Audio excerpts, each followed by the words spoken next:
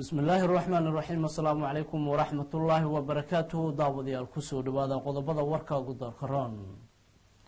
ديغان كاسحر دير قبل كسول ayaa lagu soo waramayaa in halkaasi lagu dhaariyay 19 mudane oo ka tirsan baarlamaanka Khaatumo iyadoo la sheegay in mudanayaashaasi ay ka mid noqon doonaan xildhibaanada baarlamaanka ee maamulkaasi. golaha deegaanka ee Gabiley ayaa kulan ay ku yeesheen magaalada Gabiley waxa ay uga hadleen arrimo dhowr ah oo ku saabsan dardargelinta howlaha golaha deegaanka iyadoona halkaasi ku meelmariyay afar qodob oo ka mid ahaa qodobadii ay ka doodayeen xildhibaanada deegaanka ee Gabiley. saxafiyiinta ka howlgasha deegaanada Puntland ayaa si kulul u cambaarayay xarig loo geystay mid ka mid ah saxafiyiinta ka howlgasha deegaanada Puntland iyadoona la sheegay in saxafiyadaasi ciidamada Puntland ay jirdil u geysteen. magaalada Hargeysa ayaa lagu qabtay bandhig carweed lagu soo bandhigay buugaag kala duwan iyadoona ay ka qayb galeen dadka markaasi qoraha afka Soomaaliga iyo dadweyne kale oo aad u fara badan. akhbaaraadka caalamkana waxa ugu waaweyn dowladda Mareykanka ayaa ogolaatay in weerar cirka lagu qaado kooxda Islaamiyiinta ee Daesh xilli kooxdaasi ay ku sii baahayaan qaybo badan oo ka mid ah dalka Ciraaq. magaalada Gaza ayaa lagu soo waramayaa in duqeymihii cirka ay mar kale ay bilaabeen ciidamada Israa'iil kadib markii ay dhamaatay xabad joojintii 3 maalin iyadoona lagu soo waramayo in duqeymihii ugu dambeeyay ay dad ku dhinteen. waxaa sidoo kale wararka iyaga aad ku maqli doontaan warbixin ku saabsan dadka laga tirada badan yahay ee ku dhaqan dalka Ciraaq ee lagu magacaabo Yazidi ayaa lagu soo waramayaa in xaalad aad u daran soo fosaartay kadib markii cabsi fara badan ay kala kulmeen kooxaha Islaamiyiinta iyagoona dadkaasi la sheegay inay ku sii qulqulayaan dhulka buuraleyda ah ee dalkaasi Ciraaq. qodobadaasi ayaa idinku haya daawadayaal u diyaar garooba warka.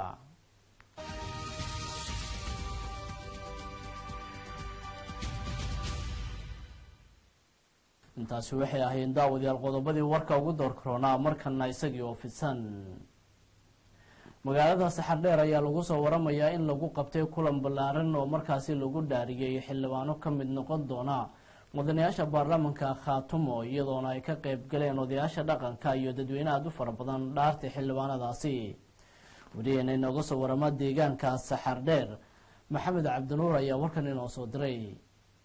waxaa si rasmi ah maalinnimadii shalay deegaanka Saxardheer oo ka tirsan gobolka Sool loogu dhaariyay 19 xildhibaan oo qayb ka ah 32 xildhibaan oo yeelanayo baarlamaan loo yegleelayo maamul goboleedka Khaatumo. dhaarinta 19 xildhibaan oo laba ka mid ah ay ahaayeen dumar ayaa munaasabad ballaaran oo lagu qabtay deegaanka Saxardheer waxaa ka soo qayb galay mas'uuliyiin kala gedisan iyo sidoo kale shacab weynaha aad u fara badan. munaasabadan ayaa laga warbixiyay ujeedkeeda oo inta badan ahaa dhaarinta xildhibaanadan. sidoo kalena munaasabada ay joogeen mas'uuliyiin ay ka mid yihiin ismo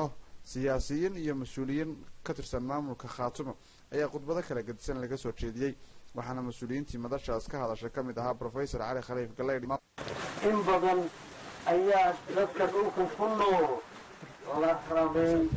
oo la qorsheynayo la maleegayo in nasliga laga siibo. maanta inaynu Saxardheer wada joogno, maanta in baarlamaankeenii aynu dhaarsanay, inaynu sugayno madaxweyne iyo ku-xigeehiisa iyo golo wasaaradeed inaan dhisan doono. midun baan ku darayaa hadda waxaa la yidhi waayadanba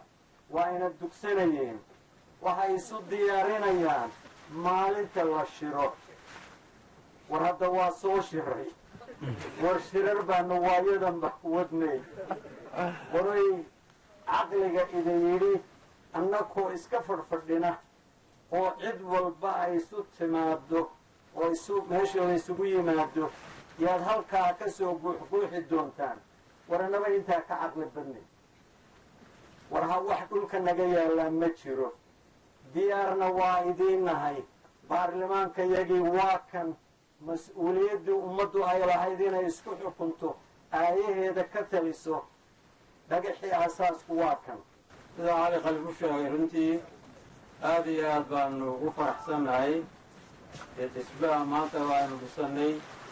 intaan usoo shaqaynaynay oo inuu inoo hirgalay wixii dhibanna la dhammayn doono haddii ilaahay idmo aad iyo aad baanu idinku mahad celinaynaa. sidii caaleeqa lagu sheegayey boqolaal sano baynu nimankaas deris ahayn runtii oo aynu isku dawlad ahayn weliba baanu leenahay oo qabsadeen ma la sheegayo runtii. goboleedka khaatum oo haatan muddo 2 sano jirsaday ayaa markii u horeysay loo yeegleelayaa gole baarlamaan iyadoo markaasna deegaanka saxadheer haatan lagu gogol xaarayo shirweynaha khaatum oo 3 oo markaasi la damacsan yahay ama mas-uuliyiinta khaatum ay qorsheynayaan in maamul rasmiya lagu yeegleelo. maxamed cismaan cabdinuur, Kalson TV, saxadheer. magaalada Hargeysa ayaa lagu qabtay bandhig carweed ay ka qayb galeen dadka qorayaasha afka Soomaaliga iyo waliba dadweyne aad u fara badan iyadoona inta ay socon doonto bandhigaasi la sheegay in dad badan ay ka faa'iideysan doonaan. wariyeen inooga soo warama magaalada Hargeysa Cabdiraxmaan Carab Daawud ayaa warkan inoo soo diray. waxaa sanad kasta marka ay soo gaadho xilliga xagaaga magaalada Hargeysa lagu qabtaa bandhiga carwada buugaagta taasi ay ka soo qayb galaan abwaanada qoraayada iyo aqoonyahanka Soomaalida iyo sidoo kale qaar ajaaniba. waxaana maanta magaalada Hargeysa si rasmi ah looga furay carwadii 7aad ee bandhiga buugaagta iyadoo ay sanadkan ka soo qayb galeen marti sharaf aad u tiro badan oo isaga kala yimid beesha caalamka. waxaana sidoo kale furitaanka bandhiga carwadan ee buugaagta 7aad ka soo qayb galay qaar ka tirsan xubnaha golaha wasiirada Soomaaliland. ugu horeyn waxaa furitaanka carwadan ee bandhiga buugaagta ka hadlay agaasimaha rugta bandhiga buugaagta Jaamac Muuse Jaamac. la furaan macnaheedu waxa weeyaan waxbay ku lahaayeen oo ku leeyihiin oo ay danbay ka leeyihiin in waxaan wadnaa wax wanaagsan ay tahay marka inay iskarab taagaan Soomaaliland waxa wanaagsan ay qabsatay inoogu yimi oo kaliya maanta furitaanka inoogu yimi. waxaana ugu horeeya oo aan jecelahay inaan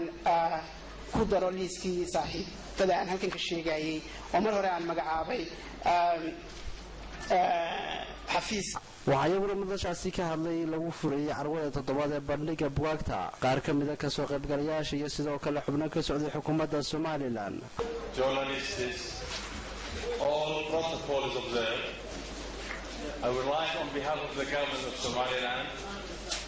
its president and its own people, I would like to welcome you warmly to this event. As Jama and my colleagues here said, it's one of the most important events that the Somaliland government organizes, together with our colleagues. One is a year. I would like first to thank those who have organized this event. I would also like to give full support to the list of the people who have supported this program. I don't have the list in hand, but I will repeat the same group that has supported this program. We're very grateful as Somalilanders for your support, for the resources that you have given to this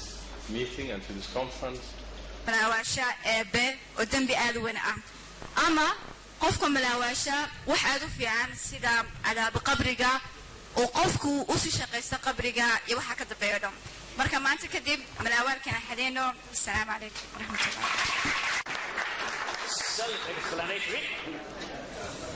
waan ku faraxsanahay in aan imaado bandhiga buugaagta Hargeysa.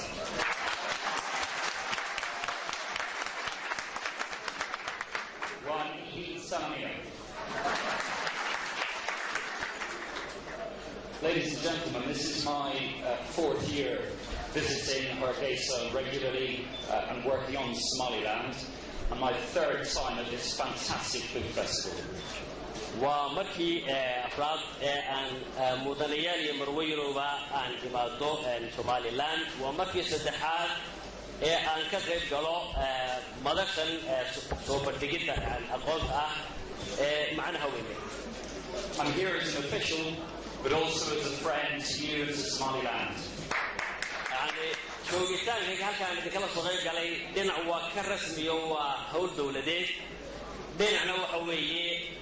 قف يعني الصحيح وصوماليلاند iyo barnaamijka. carwadani 7aad ee maanta sida rasmiga looga furay magaalada Hargeysa ayaa iyadu tixriiraya 7aad ee lagu qabtay Somaliland. waxaana ka soo qayb galay waqtiyada la furayo sanad walba amartiina faa'iido kala duwan oo isaga kala yimid beesha caalamka. waxaana carwadani maanta laga furay Hargeysa ay si rasmi ah u socon doontaa muddo 6 cisho. Cabdiraxmaan Carab Daawud, tishiga kalson magaalada Hargeysa. suxufiyiinta ku dhaqan magaalada Garowe ee maamulka Puntland ayaa lagu soo waramayaa in si kulul ay u cambaarayeen xarig loo geystay mid ka mid ah suxufiyiinta ka howlgasha deegaanadaasi iyadoona la sheegay in suxufiyadaasi jirdil ay u geysteen ciidamo ka tirsan Puntland. wariyeen inooga soo warama magaalada Garowe Cabdirasaaq Maxamed Xayir ayaa warkan inoo soo diray. aadeen qaybaha kala duwan ee warbaahinta ka howlgasha deegaanada Puntland una hogaaminayay gudoomiyaha ururka suxufiyiinta Puntland ee MAP Faysal Khaliif Barre ayay uga hadlayeen xarig iyo jirdil loo geystay hasaq dhexe xalay wariye Faadumo Yuusuf Saciid Taxadar falkaasi oo ay ku kaceen ciidamada booliska Puntland. gudoomiyaha ururka suxufiyiinta Puntland ee MAP Faysal Khaliif Barre ayaa si cad u cambaareeyay sida uu dhacay falkii lagu soo xiray wariye Faadumo Yuusuf Saciid Taxadar waxa uuna arrintaasi ku tilmaamay mid aan waafaqsanayn sharciga. anigoo ah Faysal Khaliif Barre kuna hadlaya magaca saxafiyiinta Puntland waxaanu shirkan jiraayid ku cambaaraynayna falkii foosha xumaa ee xalay lagu xiray Faadumo Yuusuf Taxadar oo lagala baxay hoteelkeeda xalay 12 habeenimo. falkaas waxaan aaminsanahay inuusan waafaqsanayn xeerarka iyo qawaaniinta iyo shuruucda Puntland u yaala marka la eego dastuurka iyo marka la eego qawaaniinta kale ee booliska shaqeeyaan. ururka saxafiyiinta Puntland waxa uu codsanayaa in si shuruud la'aan waxa uu halkan kaga dhawaaqayaa in si shuruud la'aan loo soo daayo Faadumo Taxadar oo xorriyadeedii ay u hesho. cid kasta oo Faadumo u qabto dacwad ama eed u haysata Faadumo waa qof muwaadin ah eedna waa loo qabsan karaa. eedeedu waa eed madaniya waa in banaanka iyadoo joogta cidii dacwad oo ay qabtaa dacwadeeda ay ku soo ogtaa. waxaan cambaaraynaynaa in lagula dhaqmo saxafiyiinta falalka caynkan iyo kala ah. ururka saxafiyiinta Puntland waxa uu qabsan doonaa lawyer dacwadaasina waan soo oogi doonaa. cid kasta oo ka dambeysana waxaan la tigsan doonaa sharciga. gudoomiyaha waxa uu sheegay in haddii dawladda Puntland ay joojin weydo xariga iyo tacadiyada lagula kacayo wariyaasha Puntland suxufiyiintu gabi ahaanba joojin doonaan howlaha shaqo ay ka wadaan Puntland. haddii maamulka Puntland uu ka bedeli waayo dabeecaddan uu hadda kula dhaqmayo saxafiyiinta Puntland ma sii shaqayn doonaan oo ma qaban doonaan shaqada ay hayaan sababtoo ah maamul kasta oo yimaada waxa uu mar kasta ku xadgudbaa sharciga. waxa madaxweyne kasta oo yimaada oo markiiba duubtaa sharciga. madaxweynaha Puntland waxa uu ku galay doorashada inuu saxaafadda iyo xorriyadda saxaafadda u dhowri doono. waxa uu doorashada loobinkiisii ka mid ahaa inuu codka saxaafadda uu xor noqon doono. ururka saxafiyiintu ma aha kuwa difaacaya foolxumo kasta ama khalad kasta oo ka yimaada saxafiyiinta Puntland. haddii khalad jiro waa cambaaraynayna khaladka saxafiyiinta ka yimaada laakiin waa in loo maraa wadada saxda ah. docda kale taliyaha qaybta booliska gobolka Nugaal Cabdiraxmaan Abshir Faarax oo warramay warbaahinta gudaha ayaa sheegay in gabadhaasi lagu xiray qalad ay ka gashay xukuumadda Puntland iyo faafinta warar aan jirin. sawaha wariyaha lagu xiray waxa weeye hawlo ayaabahan damaata socday oo yaryar ayay si aan loogu talagelin u buunbuunisay oo ay ka been sheegtay gabadha wariyaha ah. sharciga saxaafadda iyo qawaaniinta bulshada walayd kicitaan bulsho bay gashay.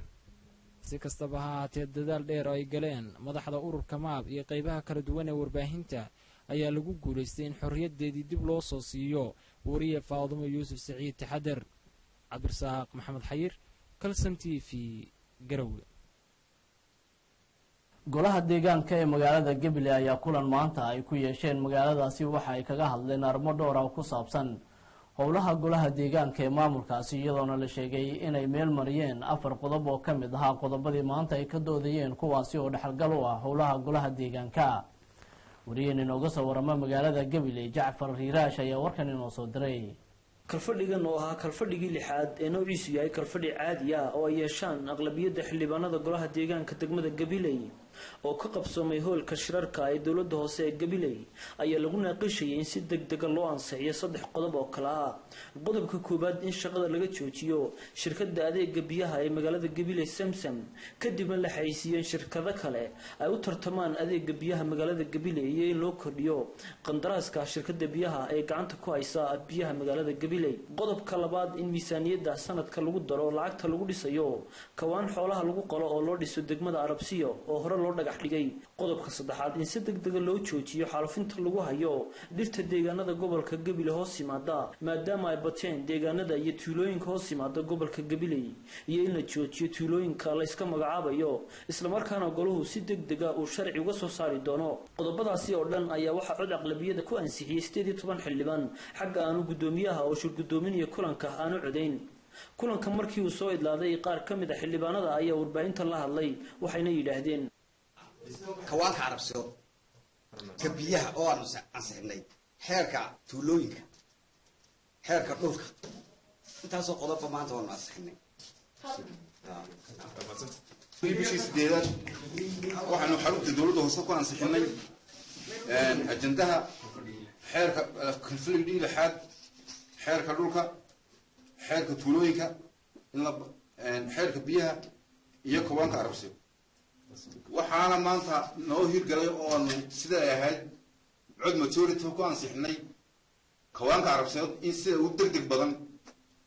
loo dhiso lana bilaabo bisha 9aad halkan kalfadhigii lixaad oo ajandaha laga hadlayaa uu yahay xeerka dhulka xeerka isaguna tuulooyinka iyo xeerka biyaha iyo hirgelinta kawaanka carabsiyo taasi oo aanu dib ugu dhiganay xeerarka kale ee halkan hor yaala oonu maanta hormarnay in kawaanka carabsiyo si loo bilaabo degdega loona hirgeliyo cudurada jiraan aan u qaadnay inaan kawaanka ka hirgelino degmada carabsiyo horena noogu yaalay codti imigana maayarka iyo xildhibaanadiisu baan si wada jira waasixinay. Assalaamu calaykum. maayarka degmada Gabiley Shacaib Maxamed Muuse ee warfidiyeenada la hadlay ayaa ka dhawaajiyay maanta oo ay bishu tahay 7 bishii 8aad 2014 taariikhda miilaadiga waxaa furmay kalfadhigii golaha deegaanka gobolka Gabiley oo muddo saacada socday aanu ku ansixinay waxaanu ugu horreysiinay inaanu ansixino oo maanta noo gabagabooday kawaan cusub oo loo dhisay degmada carabsiyo oo runtii goluhu cod aqlabeed isku raacay waxa uu codeeyay kawaankaas ansixintiisa 19 xildhibaan gudoomiyuhuna runtii ma coday waxa kale ku xiga xeerka muxuu ahaa tuulooyinkii baa aad u farabatay xal fara badan keenay sidaa darteed waa inuu goluhu sharci ka soo saaray xeer taasina doodeedu way noo socotaa waxa kaloo ajandaha lagu ansixiyey isagana xeerka dhulka oo in dhulkii boolis iyo xeer laga soo saaray sharci ayaa isagana la ansixiyey oo dooda ku jira maalmaha soo socda laga doodi doonaa waxa kaloo la ansixiyey xeerka oo isaguna ajandaha ku jira oo aan xeer ahayn arrinta loo yaqaano arrinta biyaha Gabiley. si kastaba aatee kalfadhigan ay maanta yeesheen aqlabiyada xildhibaanada golaha deegaanka degmada Gabiley oo lagu ansixinay 3 qodob ayaa noqonaya kalfadhigii lixaad ee noociisu yahay kalfadhi caadi ah. waa Jaafar Awil Hereri Kalsan TV magaalada Gabiley. magaalada Baydhabo ee xarunta gobolka Baay ayaa lagu qabtay munaasabad ballaaran gaar ahaan iskuulka Model taas oo ah munaasabad lagu furayay sanad dugsiyeedka iyadoona ay ka soo qayb galeen xubno ka tirsan maamulka gobolka iyo kan degmada iyo marti sharaf kale oo aad u fara badan kuwaasi oo dhammaantood ka hadlay muhiimadda waxbarashadu ay leedahay. wariyeen inooga soo warama magaalada Baydhabo Cabdulqaadir Jookar ayaa warkan inoo soo diray. ayadoo dhammaan ardayda dhiganayso iskuulada ku yaala gudaha magaalada Baydhabo ay ku maqnaayeen fasaxii sanad dugsiyeedka ayaa dhammaan maanta dib loo furay. Model School waa iskuulada ugu weyn magaalada Baydhabo iyadoo maamulka iskuulkaasi ay soo qaban qaabiyeen munaasabad aad u ballaaran isla markaasna ujeedkeedu ahayd dib ugu soo laabashada fasaxii ay ku maqnaayeen ardayda dhiganaysa iskuulka Model isla markaasna ay ka soo qayb galeen odayaasha dhaqanka aqoon-yahanada culimaadudiinka maamulka gobolka Baay kan degmada iyo waalidiinta ardayda dhiganaysa iskuulka Model. munaasabadaasi ayaa khudbad ka soo jeediyay qaar ka mid ah waalidiinta ardayda dhiganaysa iskuulka Model. aqoon-yaw war way kan aadis oo marbe suuq miskiinka ku beegas kan aadis qoryo gadahay saas wal ka dhiibahay war hadii wal ku bardu ay aadi ka jarta taasi hatta de ayo walaan weey karo tabar mu haayo ku noogay dameer daani wadadka madaxweyne faa'iiso marka maylaha ardayda aadaabtan turku falow hisheentoy ka dhaqantoy duruusahay akhriidoy akhriska iyo walka deere akhriska iyo walla ka deeray sidoo kale waxaa ka hadlay arday ka mid ahaa ardaydii dhiga jirtay iskuulka model ahna hadda agaasimaha jaamacadda Bay University waalidiinta sidii yaalkii aan ka dhiirigeliyeen walbarashada oo heerka secondary aan ka dhiirigeliyeen mayba ku codsadaan iyo dadaalkan muujiyeen iyo heer jaamacadeed iyo deersiyaan sidoo kale waxaa ka hadlay qaar ka mid ah aqoonyahanada koonfur galbeed ugu horeeyo afhayeenka koonfur galbeed mudane Foos Cabdinuur runtii wali waxa arrin oo mucjiso leh way sii sheegeen madaariskii hore iskool kasta ama galaas kasta dad dhiyawantii jiraan dad walan baradaana jiraan iskoolku inta dhan oo galaasyadunka jiraan oo 20 doorka galaasade hal qof walan kasaana ma ka jira mamnuuc ma jirto walaas walla la sheegay macallimiinta haddii suubiyaan ardaygii ridan waalidkiiba qorishay haysade mooriyaan adeegaysa ka dhiibale gabagabadii ayaa ka hadlay maamulaha iskuulka model Ayatullah iyo gudoomiyaha degmada Xasan Macalin Axmed Al-Turabi dadday xilligii aan inta kala galnay yama inaga tahay inay walbadan wana isku horumarin haddana way sii sheegay sanad dugsiyeedkii hataa na dhaafay lama kuntum isad lama kuntum afar gabdhii wiilala sii sheegay tirada guudna sii sheegay labka imtixaanka aan fadleeday 650 waay gabdhahana 375 waay isugeynta 15 arday waay imtixaanka fadleeday waan imtixaan waxba tirada guud imtixaanka fadleeday natiijadii sidoo hayta insha Allah yawm as-sabt al-muqbil oo in sheega doon intaaso muhiimada tacliinta way la walba oo arday way la kafadeen walbarashadiis kandida marna hakiina intii soo walbaradaw iskuulka markaa sharka qaado wal akhri dadaal dheeriya suufi yalli ka baahay Abduqaadir Jookar Kalsan TV Beedow Channel isku duwiyaasha wasaaradaha Somaliland ayaa lagu soo waramayaa in iyaguna kulan ay ku yeesheen magaalada Gabiley iyagoo uga hadlay arrimo dhowr oo ku saabsan horumarinta wasaaradaha ay wakiilka uga yihiin deegaanadaasi wariyeen inooga soo warama magaalada Gabiley Riiraash ayaa markale warkan inoo soo diray barsaab ku-xigeenka gobolka Gabiley ahna kusimaha barsaabka gobolka Gabiley Cali Cabdilaahi Cali Case ayaa maanta oo khamiis kulan u qabtay dhammaan isuduwayaasha gobolka Gabiley u jooga wasaaradaha Somaliland kulankan oo mid khamiis kasta la qabto ayaa lagaga hadlaa qodobo ku qotoma horumarka gobolka iyo isuduwa kasta ka shaqeeya danaha gobolka si loo dhameystiro baahiyaha bulshada korna lagu qaado nolosha dhaqan dhaqaale ee bulshada gobolka Gabiley iyadoo kulankan lagu naaqishay dardargelinta hawlaha shaqo ee loo hayo qaranka haddaba barsaab ku-xigeenka gobolka Gabiley ahna kusimaha barsaabka gobolka Gabiley علي عبد الله علي عسى oo mas'uul daacada xilka qaranku eegmaday kana shaqeeyo horumarka gobolka ayaa isuduwayaasha kula dardaarmeen ka shaqeeyaan danta guud ee shacabweynaha gobolka Gabiley waxaan soo nimid shirkii caadiga ah ee khamiislaha ahaa ee ay gobolka iyo hawlgallada isuduwayaasha gobolka ay yeelan jireen oo hawshiga sii kordhiyo muxuu ahaa gobolka abaar baa ka jirtay insha Allah الهواء نجتي روب كمينو تاينتا بدن لكن تعرف في حول ولي سيدي وعرفت جفتا فإن حوشة الدكتور اليوم ما كان عبارية وحسين هذا حولها هي وحسن حاولنا نسكن نقولهم إن شاء الله كل شيء كاس أنا كجود الحمد لله عشان تحيي وجفتي سوينا كسمع نقول ونقول هذا لي خيار بدن وصلح على كل وحكتير دون تنبوها إن أنا كرنا الدموي كاس من دون برنسون وكور قالوا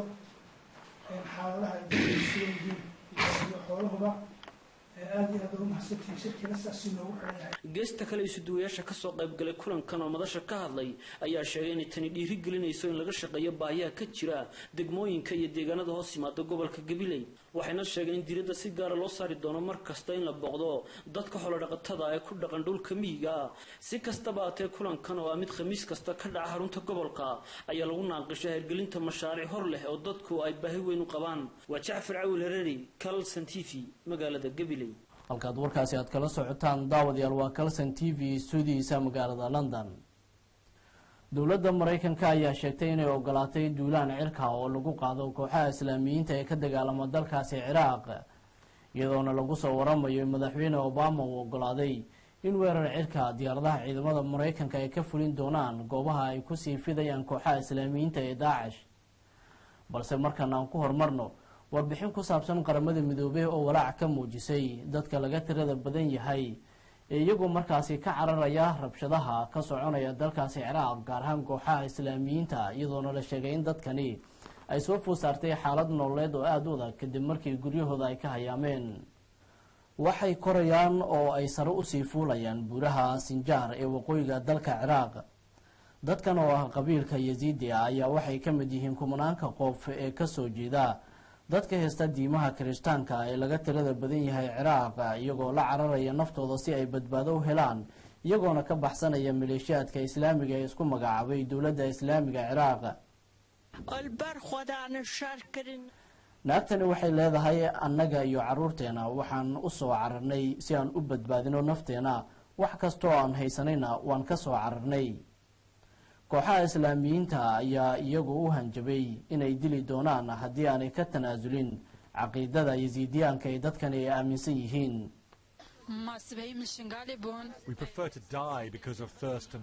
waxaan doorbidaynaa inaan u dhimano haraadka iyo gaajada ayay tiri haweenaydan inta aan ka tanaasuli lahayn ama aan bedeli lahayn caqiidada aan aaminsan nahay qaramada midoobey ayaa sheegtay in kooxda bini-aadinimada u qaabilsan jamciyadda qurumaha ka dhexaysa ay dad ka soo badbaadiyeen buuraha inkastoo dadka badan kii aan weli la gaarin They're in mortal fear. I mean, there's atrocities being committed by all the reports that we are receiving. And cabsi badan ayaa jirta warar badan ayaa soo taraya dadkan haddii ay joogaan waxay ka baqayaan in la dilo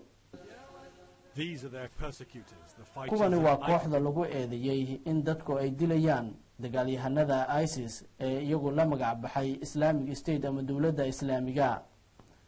muuqaalkan waxa ay ku sheegayaan inay qabsanayaan gobolada xuduudaha ah waxayna haatan qabsadeen inta badan waqooyiga ciraaq tan iyo markii ay la wareegeen muusil oo ah magaalada labaad ee ciraaq deegaanada ay ka qaxayaan dadkan yasiidiyaanka ah ayaa ah waqooyi galbeed ee ciraaq 40,000 oo dadka yasiidiyaanka ah ayaa la rumaysan yahay inay ku turaanturoonayaan buuraha sinjaar iyadoo deegaano kale oo ciraaq ka mid ahna la sheegayo in dhibaato ay soo food saartay dadka haysta diimaha kale magaalada ugu weyn ay degan yihiin dadkan kirishtaamiyiinta ah ee qaraqoosh ayaa hadda lagu soo waramaya in gebi ahaanba dadka deegaankaasi ku dhaqnaa oo qiyaastii lagu qiyaasay 50,000 oo qof ay halkaasi isaga huleeleen xogaga kurdiyada oo isku dayay inay iyagu caabiyaan islaamiyiinta ayaa dib u gurasho sameeyey hogaamiyaasha diimuhuna waxa ay sheegayaan in caalamka aanay waxba ka qaban arrintan dhibaatada leh shalay qiyaastii 100 caruur ah ayaa buuraha ku dhimatay sababtoo ah cimilada ayaa kulul hadda ciraaq wax gargaar bini-aadanimaha ma jiraan qaramada midoobey waxba kama aysan qaban dowladda ciraaqna iska badaa ma jirto cid wax gargaar ah dadkan u fidisay dadku way dhimanayaan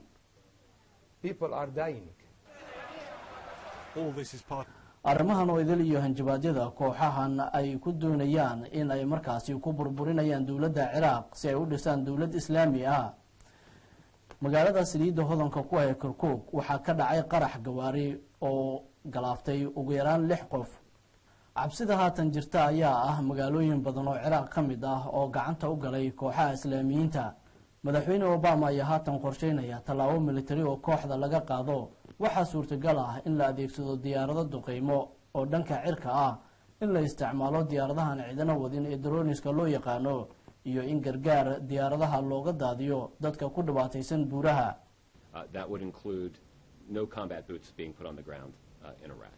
The President's been clear about that, and that principle continues to hold. The President's also been clear that any sort of military action that would be taken in Iraq would be very limited in... marka la isku daro qaatiga dowladda ciraaq ay ka taagan tahay kooxaha islaamiyiinta iyo eedeymaha koox-diimeedka laga tirada badan yahay waxay soo dadejin kartaa tallaabo militari ee maraykanka uu sheegay inuu qaadayo inkastoo washington ay weli rajo ay ka qabto in dowladda muranku ka dhex taagan yahay ciraaq wax badan ay ka bedeli karto xaaladda cakiran ee ka taagan dalka ciraaq madaxweynaha maraykanka barack obama ayaa sheegay in tallaabo militari dowladdiisa ay ka qaadi doonto kooxaha daacish ee iyagoo ka dagaalama dalkaasi ciraaq kuwaas oo kusii baahaya deegaano fara badan oo ka mid ah dalka ciraaq obama waxa uu sheegay inay bartilmaamaysanayaan kooxaha maleeshiyaadka haddii loo baahdo ciidamo dhulka laakiin ma diri doono ayuu yidhi madaxweyne obama isagoo sheegay in diyaaradaha duqeymaha ka geysan doona Mareykanka ay leeyihiin kuwaasi oo howlgalo ka fulin doona qaybo ka mid ah dalka Ciraaq oo ay maamulaan kooxaha Islaamiyiinta. wuxuu kaloo sheegay Obama in Ciraaq ay u baahan tahay in dib u habeyn lagu sameeyo dowladda haatan ka jirta. wuxuuna intaa ku daray in ciidamada Mareykanka ay tababaro ay ka sameyn doonaan gudaha dalka Ciraaq iyadoo dhanka kalena ay sii wadi doonaan kaalmadii ay siin jireen dowladda Ciraaq. Mareykanku waxa uu sheegay Obama inay taageerayaan dalalka saaxiibadooda ah haddii khatar ay soo wajahdo. wararka ka imaanaya magaalada Gaza ee dhulka reer Falastiin ayaa sheegaya in ciidamada Israa'iil ay duqeymo ay ka geysanayaan magaaladaasi, iyadoo wararkii ugu dambeeyay soo baxay ay tilmaamayeen in diyaaradaha Israa'iil ay duqeeyeen marinka Gaza. waxaana duqeymahaasi la sheegay inuu ku dhintay canug yar oo 10 sano jir ah, sida ay ku soo warmayaan saraakiisha ku sugan gudaha magaalada Gaza. Israa'iil ayaa sheegtay in ay sii wadayso duqeymaha iyadoo ka duuleyso gantaalo uga yimid marinka Gaza oo ay sheegeen in Xamaas ay ku soo duurtay gudaha Israa'iil. xabajoojintii 3 maalin ayaa dhamaatay wax yar kadib markii Xamaas la sheegay in gantaalo ay ku tuureen gudaha Israa'iil, iyadoona Israa'iil ay ku jawaabtay gantaalo ama duqeymo dhanka cirka ah. wadahadaladii ka socday gudaha Masar ayaa dhamaaday iyadoo wax heshiis aan ka gaarin dhinacyada Falastiin iyo Israa'iil oo ku aadan in xal waara loo helo arinta muranka dhalisay ee marinka Gaza. Israa'iil ayaa sheegtay inay ogoshahay inay sii wado arinta xabajoojinta, inkastoo ay tilmaameen in Xamaas arintaasi ay si aad ugu soo horjeesatay, maadaama Xamaas ay sheegtay haddii la dhaqangelinayo xabajoojin in guud ahaanba marinka Gaza cunaqabataynta saaran laga qaado. warka caalamka oo daawadayaal aad kala socoteen Kalson TV xaruntiisa magaalada London waa naga intaa. warku waxaan la socodsiinayay Maxamed Cadaawe. intaan warka xigaan ku kulmi doono hadduu ay baraali ka noqdo waxaa idinku dhaafayaa sida iyo nabadgelyo. wassalaamu calaykum waraxmatullaahi wabarakaatuh.